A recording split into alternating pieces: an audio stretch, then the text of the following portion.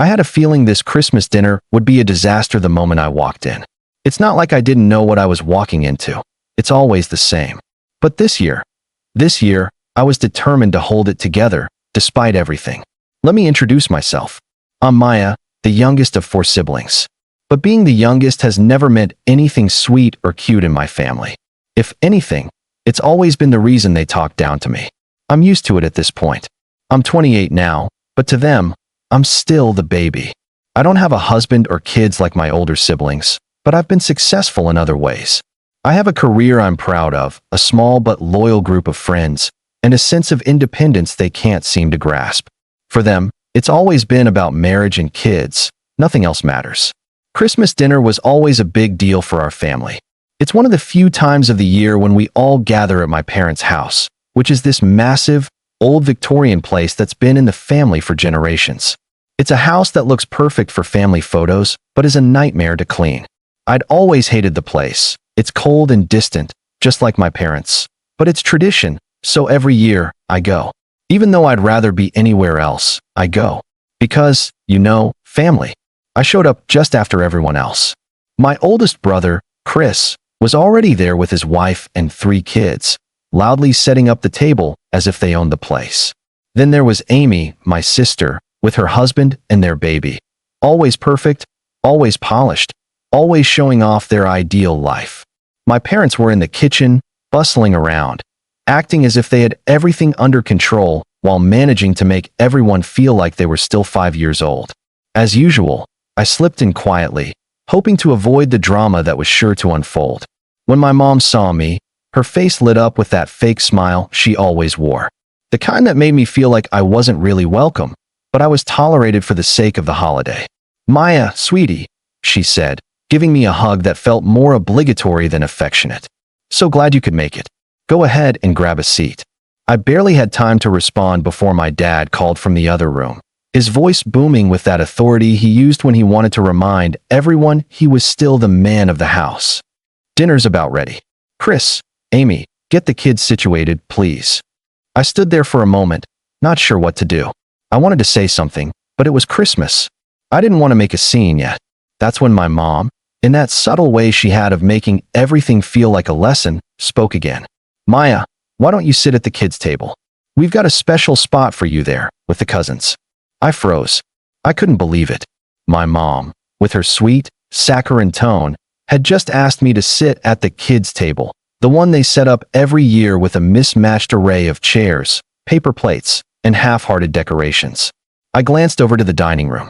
The adults' table was set up beautifully, with fancy china, glasses of wine, and candles that gave the whole thing an elegant, grown-up vibe. There, at the head of the table, was my dad, looking as smug as ever, surrounded by my married siblings. No room for me, though. I looked back at my mom, trying to hold back the anger bubbling inside me. I could feel the familiar sting, the one I always got when they tried to remind me that I wasn't good enough in their eyes. It wasn't the first time they'd made me feel small, but this was different. This wasn't just a little comment or a side eye. This was deliberate. They knew what they were doing. I forced a smile, but it didn't reach my eyes. "Sure, Mom. Thanks," I said, trying to keep my voice steady. She smiled, too, but there was something in her expression, something that said she didn't really care about how I felt.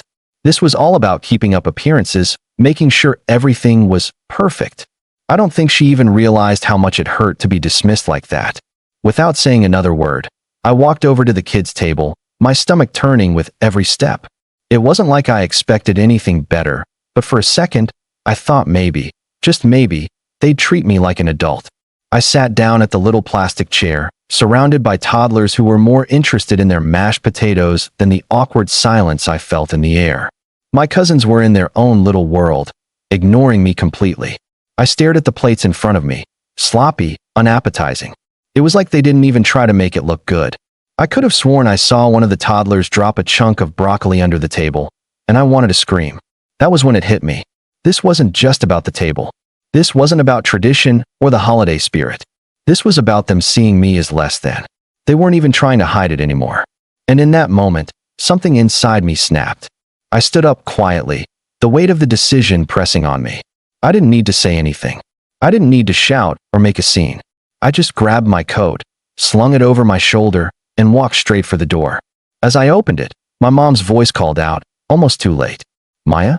Where are you going?" she asked, her voice now laced with confusion and a hint of irritation. I didn't look back. "I'm leaving," I said, my voice cold. "Enjoy your dinner."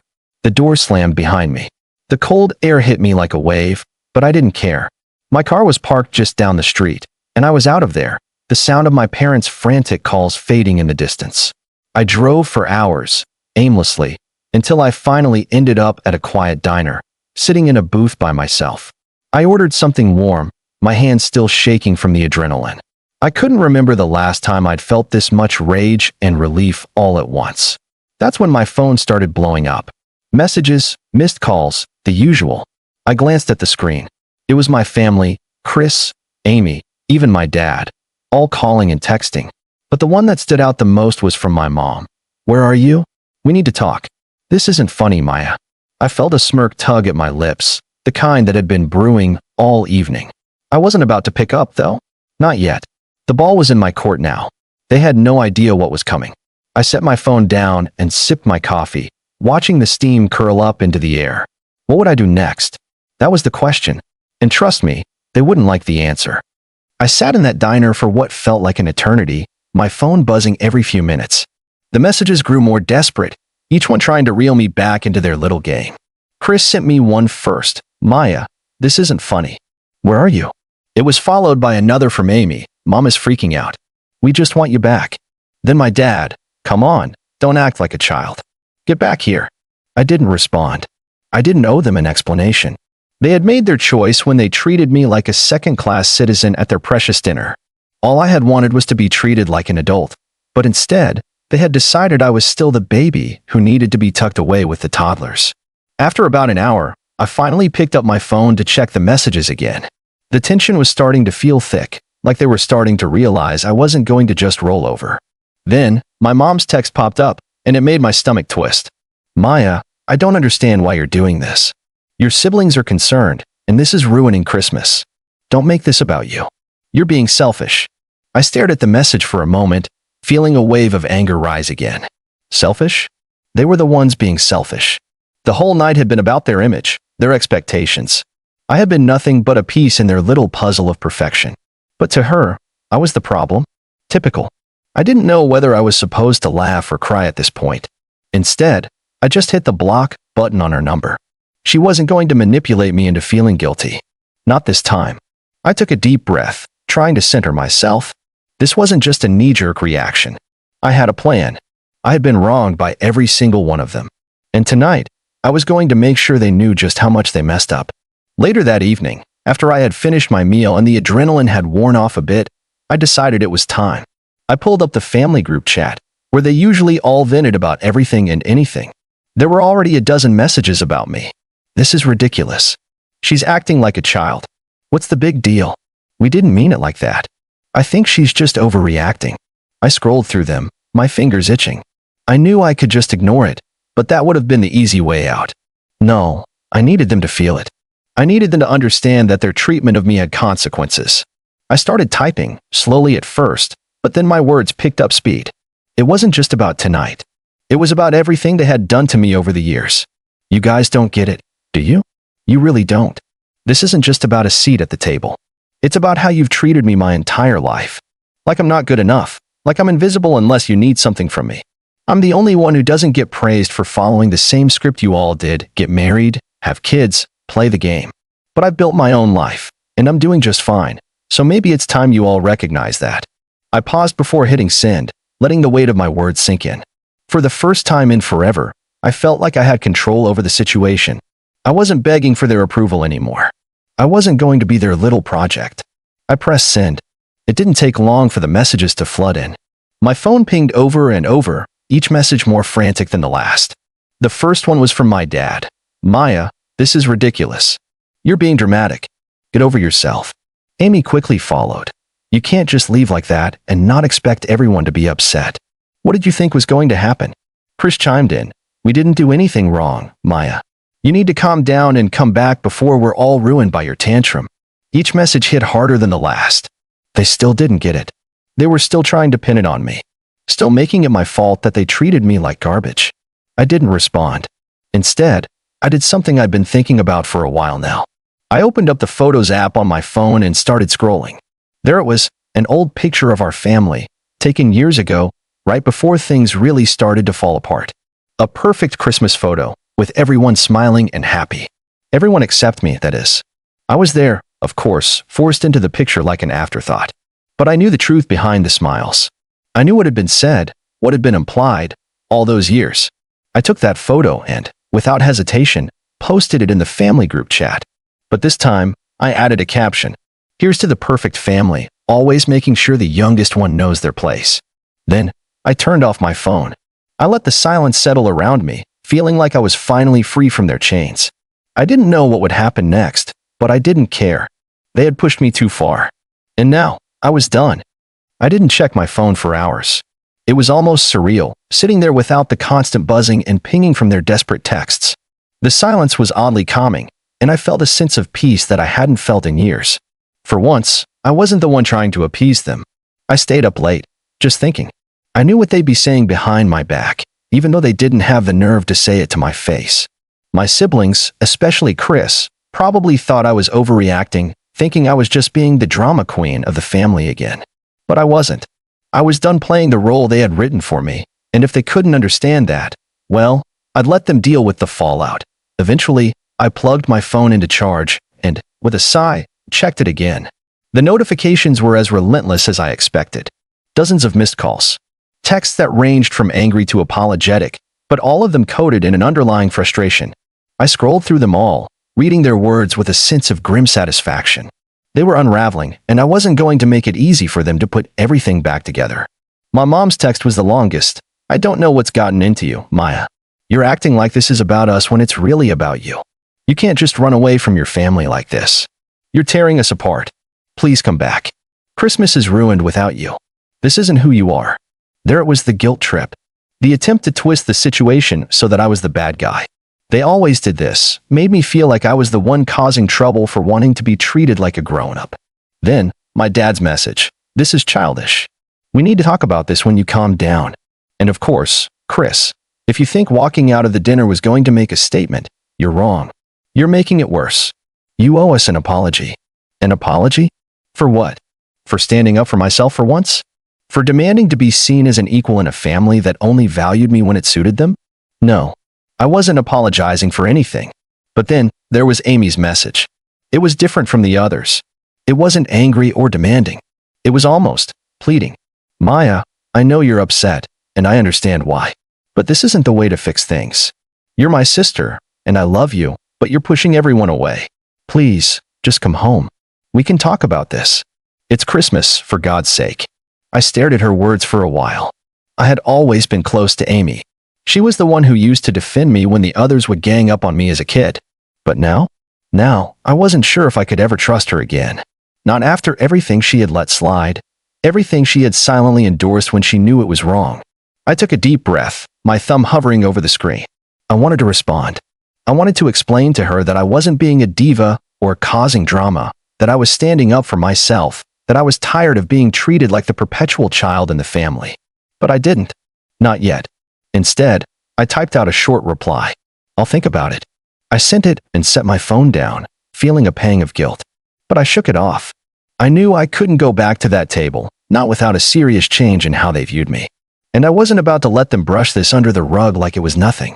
The next morning, I woke up to even more messages. Some were from family friends, asking where I was. They were genuinely concerned, but I didn't feel like explaining myself to anyone who wasn't part of the problem. And then, of course, there was a barrage of calls from my mom. But there was one message that stood out.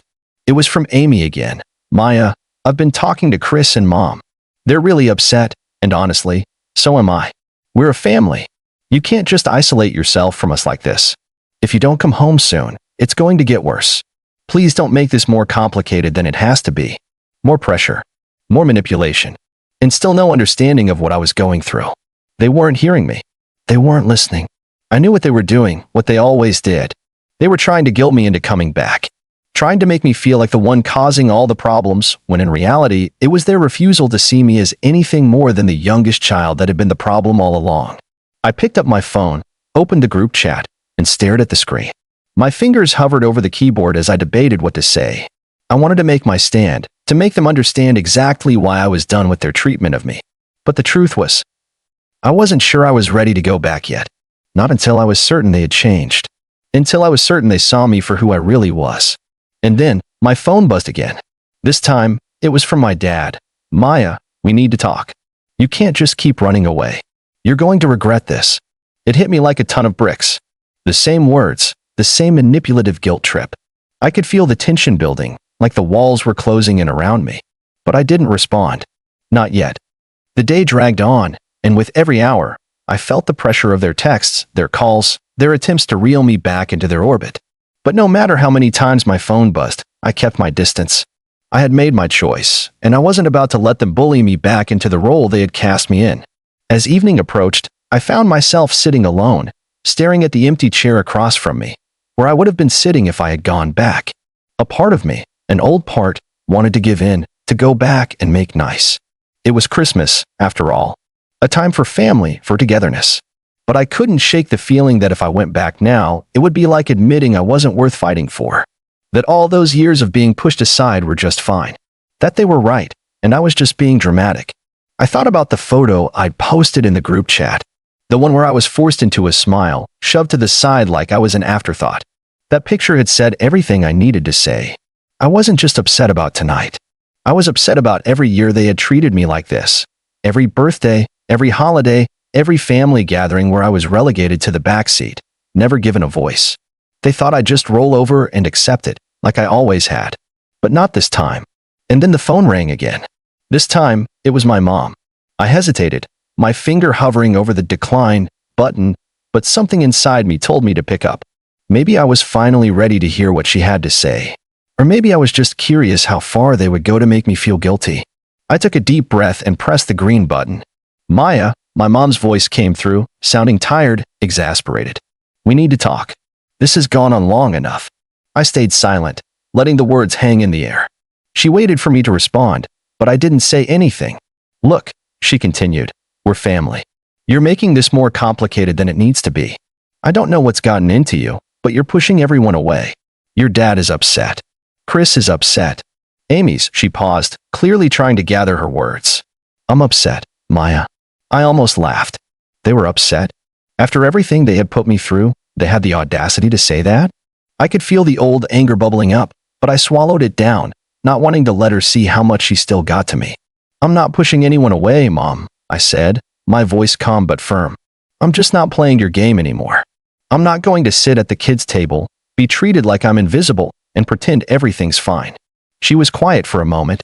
I could almost hear her processing my words, trying to figure out how to turn the conversation back into a guilt trip. You can't just leave us hanging like this. Your dad's trying to make Christmas special. The whole family is here. It's not just about you, Maya, she finally said, her voice almost pleading. You're breaking the family apart. You know, I've spent my entire life trying to make everything work. Trying to fit into the mold you all created for me. But no one ever saw me, did they? I shot back. You didn't want me as an adult, Mom. You wanted me to stay the little kid forever. And tonight was the last straw. She was silent again, and I could tell it was hitting her. For the first time, she was hearing what I was really saying. It wasn't just about the seat at the dinner table. It was about how I'd been treated all my life. I'm sorry, Maya, she said finally, but her voice was soft, uncertain. I didn't know you felt that way. Yeah, well, it took me a long time to realize it, too, I replied, my voice softening just a little. But I'm done pretending. There was a long pause, and I could feel the tension in the air, even over the phone. For the first time in forever, I felt like I was finally being heard. Like I had control over the situation. And it felt good. It felt empowering. Finally, she sighed. I get it. I really do. But I'm still your mother, and I just want us to be a family again. I let her words hang in the air for a moment. There was a time when I would have run back to them, desperate to make everything okay. But I wasn't that person anymore. I had learned the hard way that they would never change unless I forced them to see me as an equal. I'll think about it, I said, repeating my earlier response, but this time it was different. It wasn't about me caving in. It was about taking my time. It was about them realizing that I wasn't just some afterthought. that I wasn't going to let them pull me back into their toxic cycle without change. All right, my mom said softly. I hope you'll come back soon. I just want you to be happy. I hung up the phone and sat back, breathing deeply. It wasn't over. It wasn't a neat, clean resolution. But for the first time in a long time, I felt like I had taken control of the situation. I wasn't going to let them walk all over me anymore. And maybe, just maybe, they would finally see me for who I really was. I put my phone down and stared out the window, watching the snow fall softly in the darkness. I didn't know what the future held, but for the first time in years, I felt like I was finally free. And as for Christmas, it wasn't ruined. Because for the first time in my life, I was going to take care of me. The rest could wait. As I sat there, letting the snow fall gently outside, I couldn't help but wonder, did I do the right thing? Or did I just walk away from something that could have been fixed? Let me know in the comments.